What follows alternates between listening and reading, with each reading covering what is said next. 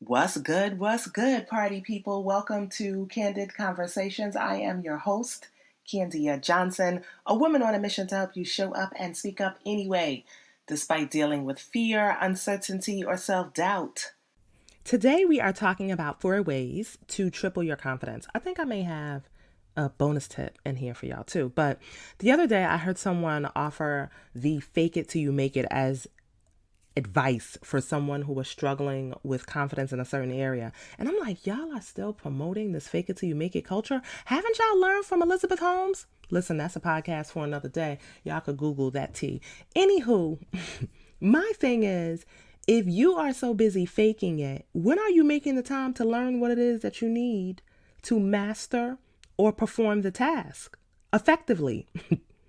You can be experienced at faking someone else's work, or you can be experienced at faking or taking the credit for someone else's work.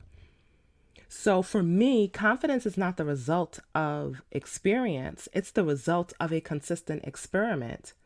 It's not about faking it till you make it. It's about facing it until you make it. While some people say experience is the key to building confidence, I say an experiment, a consistent set of experiments, are key to your success. The purpose of an experiment is to try out something new or to test different theories to find the one that works for you. And so you have to understand that success at anything, particularly confidence, isn't a straight line to the top. It's an unsteady, uncertain line with left turns and right turns and ups and downs. It's inclusive of different approaches. And so let's just say you want to be a confident public speaker. First off, I would say preparation breeds confidence. Secondly, I would say that you have to also experiment with different approaches with how you introduce yourself, with how you get people engaged, with how you summarize your presentation. You have to experiment with those different types of approaches until you find the public speaking approach that works for you. While some people can start a speech or a presentation and they can infuse humor to get people engaged, others may infuse storytelling to get people engaged. So I love hearing Barack Obama speak. I also love hearing Iyanla Vanzant speak, but they have different approaches to public speaking. Obama is warm. You just want to run up on the stage and give him a hug. Or you want to run up on stage and high five him. I don't know. You want to shake his hand. Okay? He's warm. He's persuasive. He uses stories to be persuasive. He's motivational. He can definitely inspire you to act. He can definitely inspire you to change your mind. Now, Iyanla, she's my girl too. She's like the auntie in my head. Okay, listen. Iyanla is a straight talk, no chaser. Her approach is more matter of fact. Boom, here it is. So the key thing is you won't know the approach that works for you until you experiment with different approaches and you find the one that feels good for you, the one that becomes effortless for you to perform. So I want you to understand the factors that often may affect your ability to step into the most confident version of yourself. And sometimes it's simply because you got the definition of confidence all wrong. Being open to an experiment, being open to figuring it out as you grow along, that's what confidence is about.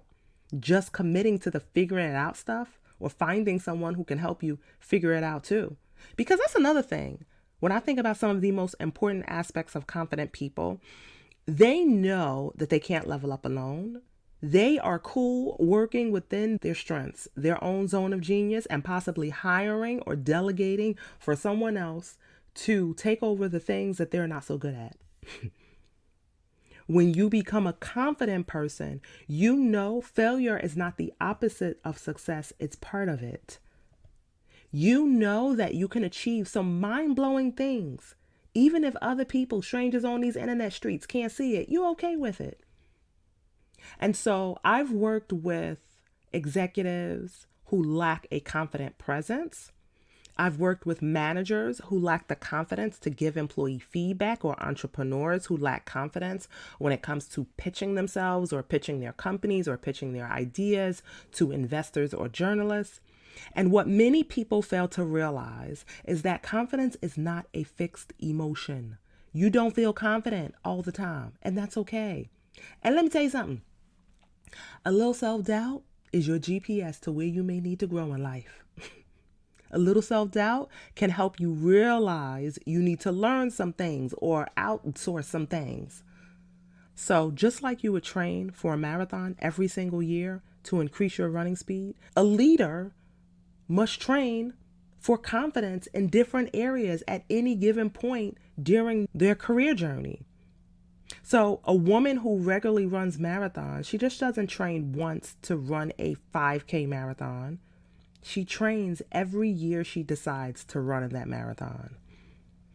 Every time she decides to run a 5K marathon, or maybe she says, you know what, I just want to increase my running speed or get a faster marathon time, she's going to train again.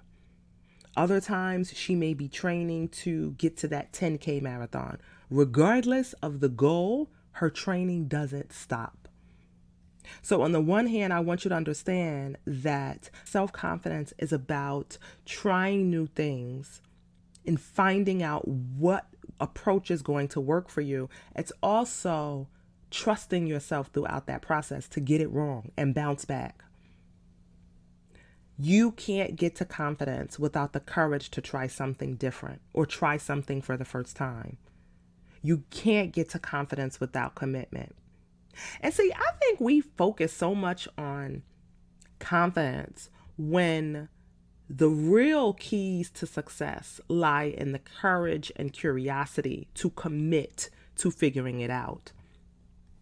There are so many steps or factors that go into play before you even get to confidence. And so when I'm thinking about why people really struggle with confidence, that feeling or thoughts of awkwardness, when a person doesn't feel good or smart enough, or they're feeling incompetent or even unlovable. Here's the thing, we're complicated people. And even though you may have the definition wrong, I'm going to tell you a lot of the times it's something deeper. Because there are a gazillion variables to consider, but I want to share some of the things that come to my mind. One, I believe a lot of the lack of confidence, it starts in your childhood. The way you may have been treated in your family, the way you were treated as it relates to a negative situation or circumstance that you may have encountered, not only as a kid, but even as a young adult. Or even as a adult. So the first step for tripling your confidence is you have to courageously face your past so you can confidently deal with your present. When I think about the confident person who wants to speak up, have a tough conversation, ask for a raise, give an employee negative feedback, 9 times out of 10, it's not that they don't know what to say. A lot of the times it's that they are struggling with a negative belief or view of themselves. And so sometimes that perception is stopping you from speaking up or advocating for yourself. And real talk, some of us as children were mistreated, misguided, and misinformed about how the world works versus how it really is. And now as adults, we're still working from that same set of outdated or disruptive beliefs. And until you do the thought work required to challenge and change the story that you're telling yourself, to challenge and change your assumptions and reframe some of those situations that you may have experienced as a child, that misinformation, that toxic belief system, that disruptive belief system will stunt your growth. My dad used to say this to my sister and I when we were kids. Those that fail to learn from history are doomed to repeat it. Now, I believe Winston Churchill said that quote, or George Santana. I don't know one. I'm sorry, y'all. One of them said the quote.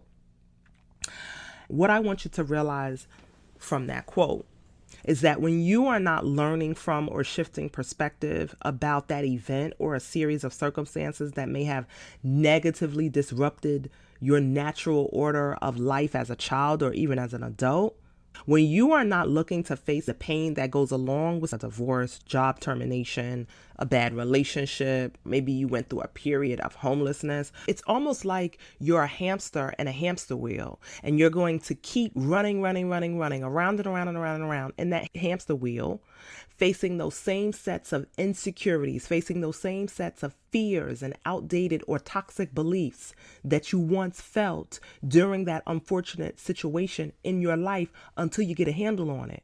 The reality is, although you're an adult right now, or a number of years has passed since that traumatic event, you're still that child or that battered woman dealing with the same hurt, insecurity, or craving, the same attention you wish you would have received back then. Now you're just all dressed up. So for many of us, by default, we spend time fixing the outside. You get an advanced degree, you get the weight loss surgery, you got the divorce. Hey girl, congrats on the divorce. You landed the job, but guess what? The inside of you is still suffering. So it takes a great deal of courage to face your past and let go of that suffering so you can show up and speak up for what you deserve in your life. Eckhart Tolle says, once you get the inside right, the outside falls into place. And I couldn't agree more. And you may have heard me talk about this before in this podcast, but therapy changed my life for the better. And so while I come on this podcast speaking as one, I stand as 10,000 hours of therapy, coaching, girl talk, happy hour, prayer, etc., rinse and repeat. Okay. It takes a village for Candia to get on this mic every week and talk to y'all. Even if you experienced a lack of representation as a child, maybe you didn't see people who look like you succeeding or excelling in a certain career, or even when you think about some of the games that you played as a child or the toys that you played, these things can also contribute to a lack of confidence because you begin to think that no one who looks like you succeeds, so you may not succeed, and then you're not putting your best foot forward. As a Black woman, as a woman of color, sometimes not seeing yourself in roles, I know it definitely turned me off from the C-suite because I didn't see Black women in leadership at the company that I worked for. So I knew my time was limited within the first year. And even I remember as a child, Black dolls were rare. It was rare to see Black dolls at the department store. And I remember my mom and her best friend, they would wait. The people at the department stores would tell them what time the trucks would come in at night. And they would make a deal with the people who worked there to buy the dolls or meet them at the store to give them the dolls when the trucks came in. Because if the store maybe received 30 dolls, probably 2 of those dolls were Black. What I know now is how a lack of representation can impact many people from seeing themselves as a success or seeing the potential for them to be successful. And so when you don't see someone like who looks like you as a doll, sometimes it shapes what you believe or what pretty looks like for you or what success looks like for you. Another thing, if you were taught as a child to be perfect, if you were taught you have to work 10 times harder, which I hear that a lot, especially in the Black community, you have to work 10 times harder. When the fact of the matter is, hard work is subjective from job to job, client to client. What one person perceives as hard work, the other does not. And so when you show up with this belief that you just have to work hard and put your head down, and you don't have to network and you don't have to have a conversation and then it works against you, it's because you're working with an outdated set of beliefs. You are doomed to crash and burn because while you know how to work hard, you may not know how to self-advocate or have a conversation about what that level of success looks like based on the work environment that you're in at this time. If you were taught to get an education so you don't have to ask anyone for anything, you can be independent, you're highly educated. Next thing you know, these teachings, these rules, these principles are now working against you because you expect for someone to stumble upon and see that you're highly educated or that you work really hard, and you should automatically be granted this promotion or this position. That's not how it works. And listen, there are other factors involved in why you may not get a position too, right? There's bias, racism, all the things, but we're talking about people who have, such as myself, who has also had some of these beliefs. We're talking about people who are working from an outdated set of beliefs or rules. And so, again, when you consider some of the things that you were taught, if you were taught to get an education, if you were taught or raised to seek things outside of you as evidence of your success, unfortunately, it transfers into a belief that success is only based on your ability to get approval and validation from outside people or outside things. And so in the process of getting those things, if you don't get them quick enough, you feel like you're not worthy or you're not smart enough because people are not validating your process. You may struggle with constructive criticism because you start to believe you are only beautiful, liked, loved, or respected under certain conditions, only when people are telling you you're pretty or telling you you're worthy.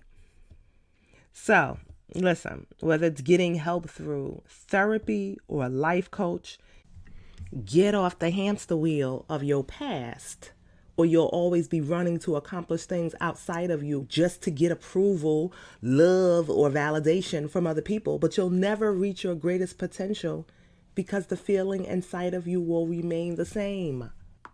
So ultimately, your first mission to tripling your confidence is, again, courageously face your past so you can confidently deal with your present. Now, the second tip I want to offer you when it comes to tripling your confidence is to prepare for your no's. In fact, let's make this a challenge. I love giving homework. I should have been a teacher. Well, I am a trainer, so maybe that's where that's coming from. Anywho, let me stay on track here. I want you to think about at least 2 or 3 goals that you want to achieve this year. And I want you to envision yourself asking for some of the things that you want or need to make that dream come true for you. So if you plan on getting a raise or asking for a raise, if you want to pitch yourself for a job promotion or maybe pitch yourself for funding, I want you to imagine that person turning you down for that job or that pitch or that raise, and then think of 3 reasons why they may say no to you. And then I want you to prepare a response. So if you want to ask for a promotion, if you want to maybe pitch yourself for media coverage, write down 3 what-if scenarios, a list of the reasons why the person may say no to your ask or request, and then practice how you will respond to those what-if scenarios. So if the person says, no, I don't think you're ready for a promotion, or maybe they say, we went with another candidate, I want you to challenge them or challenge yourself to ask why they chose the other candidate over you. I would also challenge you that if you're having a verbal conversation with the person who turns down your request for a job promotion or raise, then maybe you could ask, well, what do I need to do to get ready for that promotion this year or next year? What does success look like for you? What does excelling in my role look like for you? And friendly reminder, a no is not personal. Sometimes no means not right now or not with you. Sometimes no may have nothing to do with you and everything to do with their timing or their ability to pay you. And real talk, sometimes what they see in you, they could lack in themselves and be intimidated by that. But listen, that's an episode for a whole nother day. I just want you to prepare for your no's this year. In the words of Will Smith, stay ready so you ain't got to get ready. Prepare for that rejection. Oftentimes, what we don't realize is on the other side of no is where your success lies. On the other side of your fear of rejection is where your success lies. And at the end of the day, the biggest thing that you are afraid of is really not being told no. You're afraid of facing that emotion. You're afraid of feeling the emotion that comes with that no. And you know, just as well as I know, that emotions are temporary. That's it. Failure, again, is not a person. It's an event. Let's stop taking it personal. And just because you received a no, it doesn't mean you failed. What I now know from coaching and training thousands of people is many of us enroll in school or college, we take classes, we do these things to learn whatever set of skills we need to get the job, land the promotion, or start a business. But very rarely are we taught how to master the mindset that's also required to execute on those sets of skills. And that's exactly why I created the Confident Communicator course, to teach you my step-by-step process to train your mind to stop doubting, overthinking, and procrastinating so you can achieve the results that you're dreaming about. But listen, don't get it twisted. I know success requires both mindset and method. So while also giving you the methods to master your mindset, we're also going to give you the methods to confidently communicate your value, to deliver a confident, compelling, and persuasive message. I'm going to include that link in the show notes so you can get notified as soon as we launch. Anywho, if you want to feel more confident and reach an extraordinary level of success financially, personally, and professionally, the next tip I want to share with you is to develop advanced communication skills, particularly in 3 areas: public speaking, negotiating, and emotional intelligence. I don't even care what role you have right now. I don't care if you are a doctor or an IT tech or a janitor. Mastering the art of communication, whether it's speaking in front of a group of people to having a tough conversation or a healthy confrontation. Mastering those skills will not only boost your confidence, it will also boost your productivity, income, and strengthen your relationships. Not only with people you know, but with people who can act on your behalf. Because the thing is, when we are thinking about leveling up, you can't level up alone. I always say that. And sometimes you have to make your vision or your goals or your desires known to other people. When I think about my journey, particularly in entrepreneurship, when I made my goals clear to people who know me, they advocated on my behalf when I wasn't in the room. People have advocated for me to speak at events. They've advocated for me, for clients to hire me for projects. I've landed international speaking engagements simply because someone dropped my name in the room of a bunch of strangers. And next thing you know, Candia has an email. But you have to be able to speak clearly and persuasively about who you are, where you've been, and where you're headed. I always think about this quote from the book How to Win Friends and Influence People by Dale Carnegie. And the quote says that about 15% of one's financial success is due to one's technical knowledge, and about 85% is due to skills in human engineering. And that comes down to your ability to communicate effectively and deal with conflict. When you think about some of the biggest challenges that you face year after year, it's not mastering a specific task or doing a specific activity. 9 times out of 10, especially if you're in business, one of the biggest problems you face is dealing with people. Working with different personalities. It's a challenge to lead even now, particularly when you consider this remote environment that probably each and every one of us has experienced over the last 2 or 3 years. And so I believe that across industry, regardless of your career, advancing your communication skills is one of the best ways to triple your confidence. The art of conversation, healthy confrontation, and negotiation all comes down to your ability to effectively communicate. And so another thing I want you to realize, another huge part of communication is listening. I always say listening saves lives, deals, and relationships. You want to raise, you want to learn how to persuasively sell yourself. It's about listening to the other party as well. Learning how to listen to not only what is being said, but what isn't being said as well. And then learning how to adapt your communication approach is also important. I'll do a podcast on that sometimes later. When it comes to communication skills, people often say it's a soft skill. I say no, communication skills are a power skill. Even Warren Buffett, the investor and gazillionaire. Okay, they say he's a billionaire, but I like to call him a gazillionaire. Okay, that's my word. This Candid Conversations, you in my world. But anywho, Warren Buffett even said, the one easy way to become worth 50% more than you are now is to hone your communication skills, both written and verbal.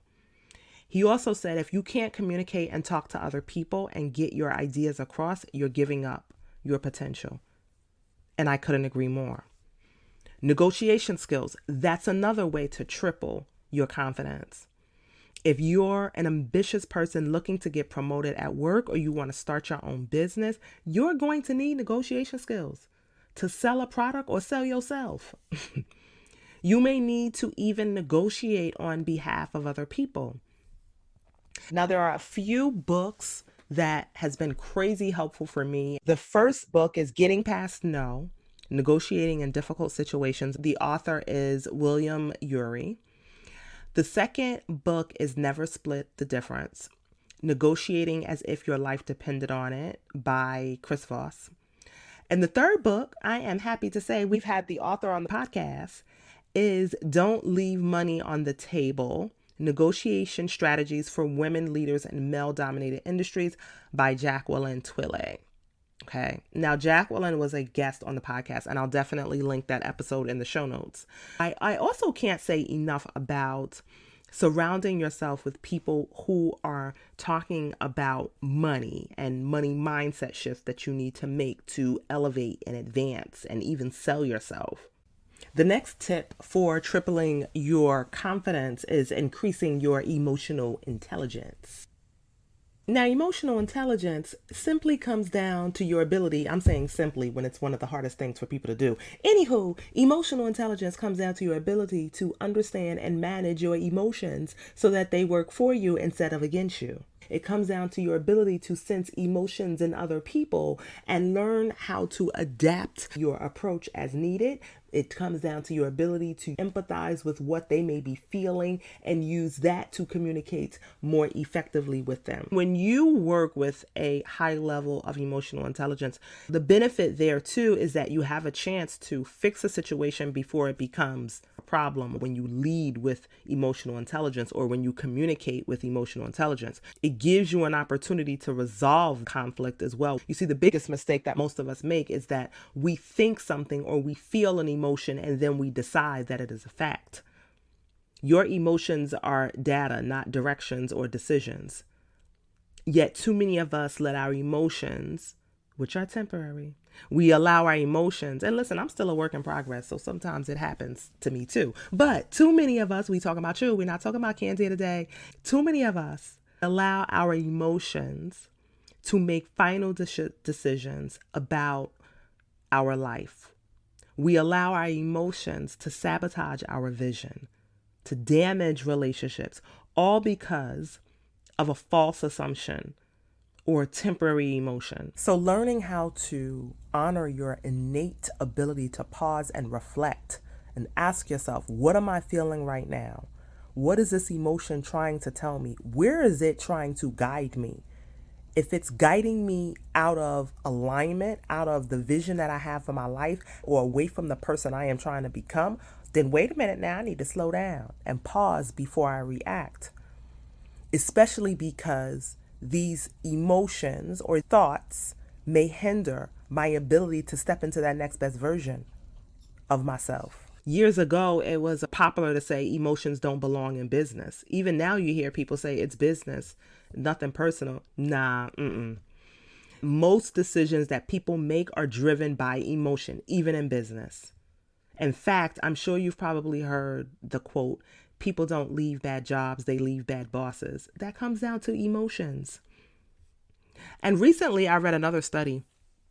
Employees who had managers with a high level of emotional intelligence were 4 times less likely to leave than those who had managers with a low emotional intelligence.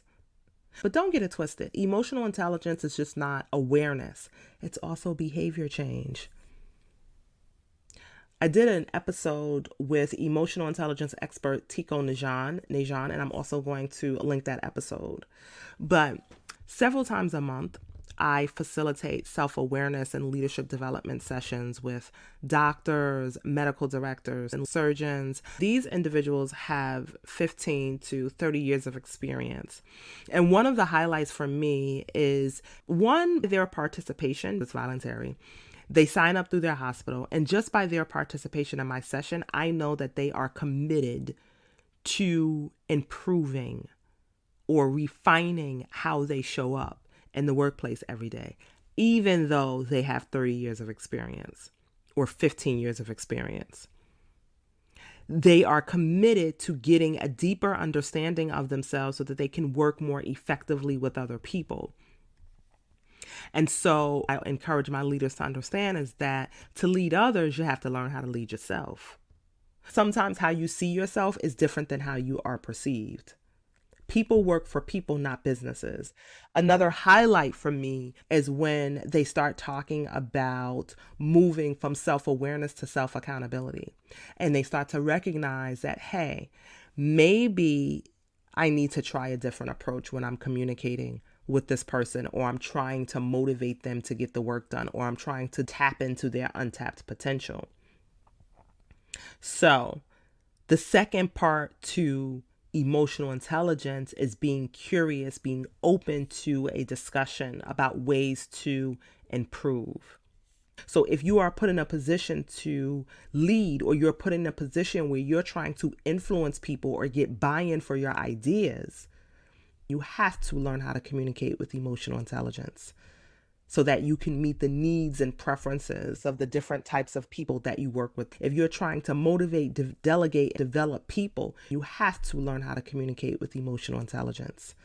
And so developing advanced communication skills, particularly around negotiation, public speaking, and emotional intelligence, is one of the best ways you can triple your confidence. If you have a desire to achieve more in your life, learning how to communicate with clarity and confidence, learning how to be prepared for the pushback, learning how to adapt your style or just be aware of how your style comes across to other people is going to be key to your success. The final bonus tip that I want to share with you today, and it's a simple question. When you are faced with making a decision, ask yourself, what would my future self do? I want you to start challenging yourself to make decisions from your future self instead of your present self. About 1.5 years ago, it's probably been about 2 years, I invested in a coaching program. And the present Candia didn't want to make the investment. And I had to say to myself, okay, Candia, what would the woman 3 years from now do? And so I started to think and said, well, the woman 3 years from now knows that money flows through her effortlessly, and she gonna make that money back in the next hour. And I made the decision more so from my future self than my present self. So I want to offer you that same piece of advice this year when it comes to tripling your confidence. Sometimes it's not about who you are right now. It's about who you are becoming. Okay? So listen, we have tip number 1, courageously face your past so you can confidently deal with your present. We have tip number 2, prepare for and write your no's. Your 3 what if statements. What is going to be your response when that person says no? Tip 3, we are going to advance our communication skills, particularly when it comes to emotional intelligence, public speaking, and negotiation. And the bonus tip, of course, is when you are faced with making a decision, ask yourself, what would my future self do? Think about the person you will be 3 years from now or 5 years from now, and make that decision from your future self instead of your present self. Okay, party people, that is it for me today. If this episode blessed your heart in any way, I would love it if you could leave me a review on Apple iTunes. I would love it if you'd even want to email me and share one of the tips that's been most helpful for you. You can email me at hello@candiajohnson.com. I appreciate you. Talk to you next week.